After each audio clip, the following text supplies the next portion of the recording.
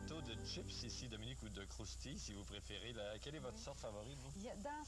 Moi, c'est les Ripple nature. C'est-à-dire les frisés comme ça, là, mais pas Faites pas pas votre fromage. difficile, j'en ai pas. Mais vous n'avez pas votre sorte, c'est des nature. Nature, j'ai pas non plus. Des Je me chips contente de Hublot. celle-là, moi.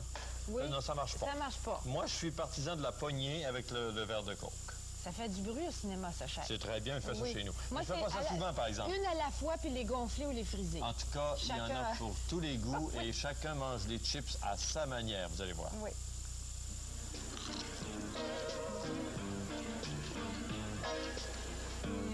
Oui, je vais écouter.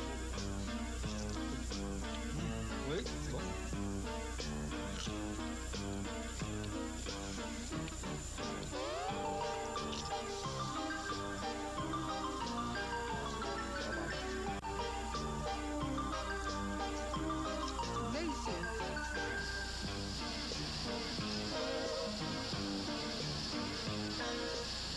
Les chips sont fabriqués par Humpty Dumpty, Frito-Lay Canada ou Hostess et rapportent à leurs producteurs près de 1 milliard de dollars par année.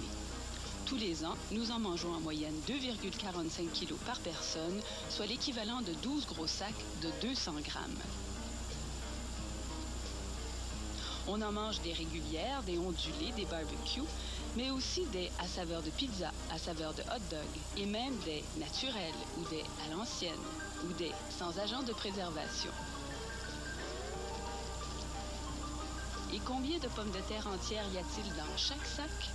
Calculons que ça prend 100 livres de pommes de terre pour faire 25 livres de chips.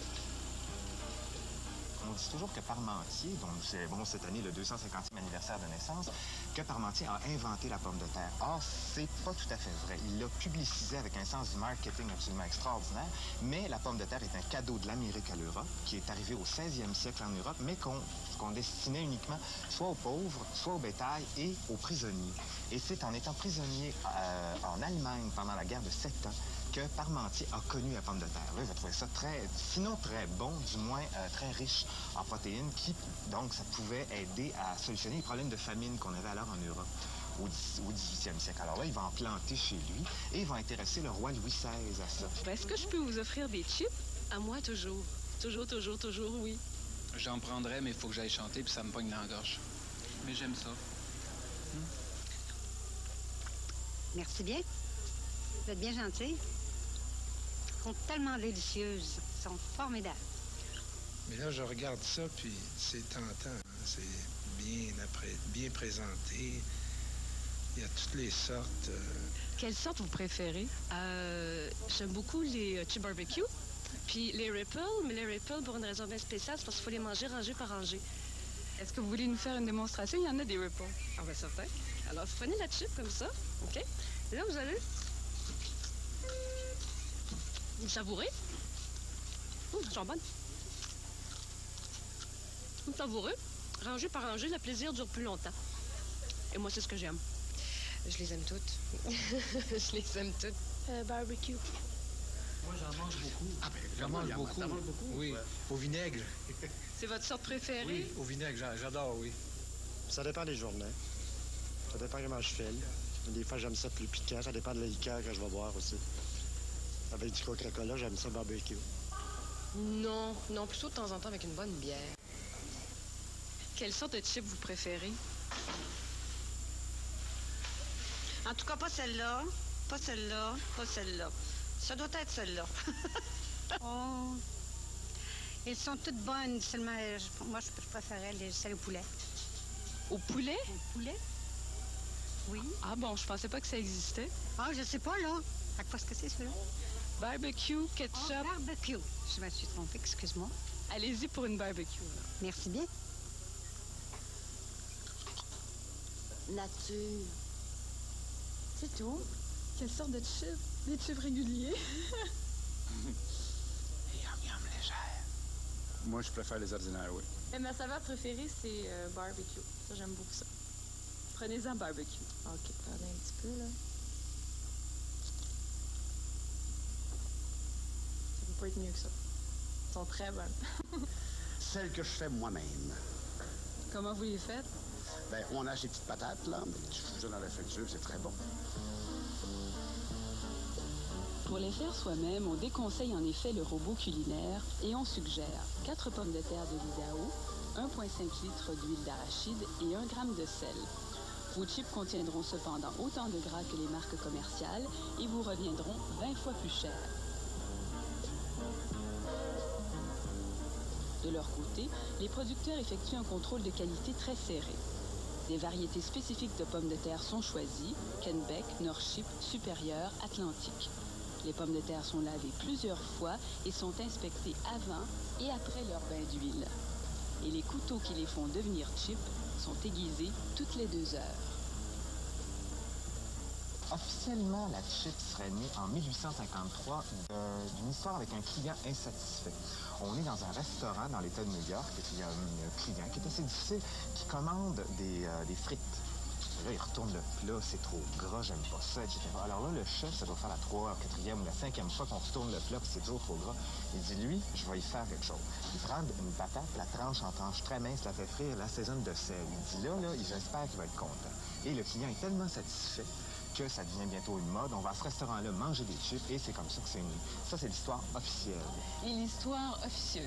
L'histoire officieuse, c'est qu'en recherchant un peu sur l'histoire des chips, j'ai découvert une recette, en tout cas, j'ai découvert dans un livre qui s'appelle L'école du jardin potager, de 1749. Il y a un monsieur qui s'appelle M. Decomble qui a écrit qu'on mangeait les pommes de terre en tranches très minces, trempées dans l'huile. Donc, ça veut dire qu'à la mi-18e siècle, on connaissait déjà la recette des chips.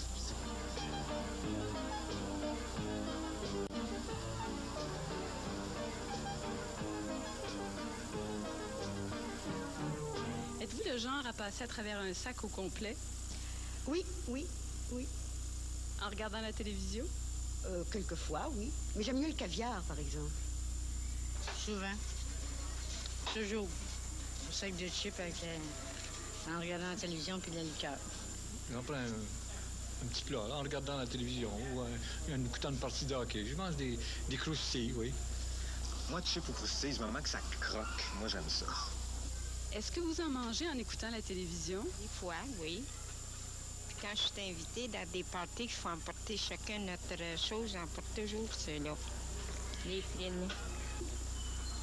Je pense que c'est la meilleure place pour manger des chips. Ça fait bien du bruit, par exemple, parce que quand t'as pas le goût d'en manger, puis c'est les autres qui en mangent, puis t'entends juste cric pendant que t'écoutes un beau film d'amour, ça, c'est pas bien le fun. Mais quand c'est toi qui manges les chips, ça, c'est une autre affaire.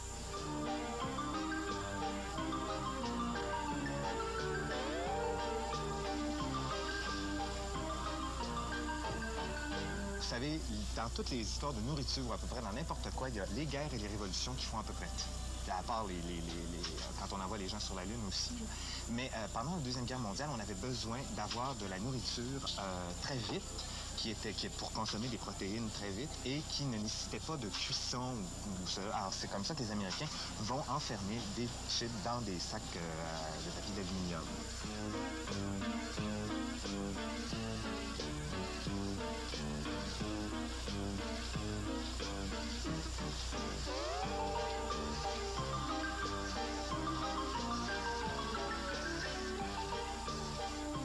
On dit que c'est pas très bon pour la santé. J'en vois pas la différence, moi. Ça vaut d'autres choses pareilles. Là, vous allez tomber dans le régime santé au coton avec moi. Oh, mais après ça, je fais attention. Je mange des carottes puis du céleri. Non, une fois de temps en temps, ça fait du bien, c'est le fun. Je sais que c'est plein de gras, et puis c'est plein de friture, et puis c'est pas plein de sel et de toutes sortes d'additifs, donc c'est pas très bon pour la santé.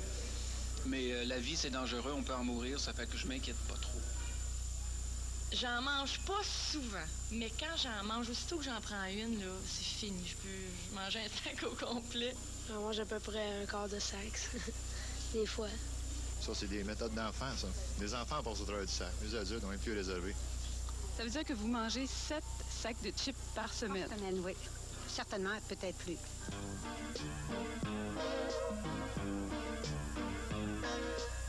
Merci. Je vais prendre la grosse comme ça ici. C'est très... À votre santé. Merci.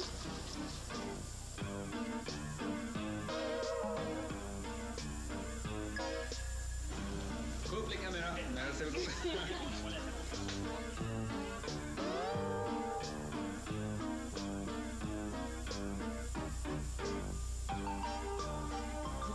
manger, celle-là. C'est bon.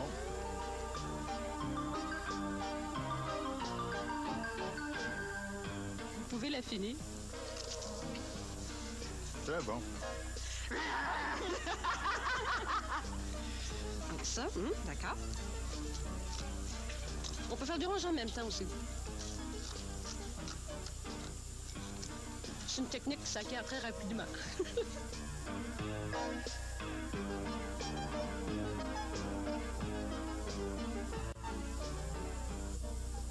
Heureusement que c'était pas notre sorte, Dominique. Garder Non. ce qui reste Oui, je pendant pense. qu'on regardait la télévision. Devinez qu'est-ce qu'ils ont tout mangé.